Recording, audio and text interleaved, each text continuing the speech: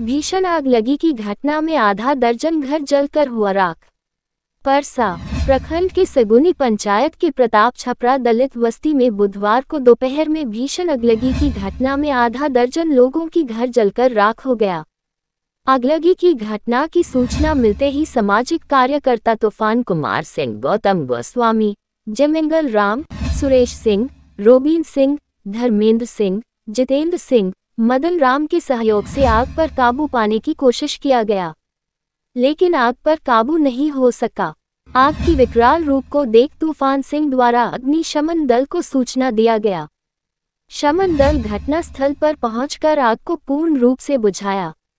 तब तक घर में रखे अनाज, कपड़ा, जेवर, मुर्गी, बकरी का बच्चा, नगद राशि जलकर खाक हो गया था।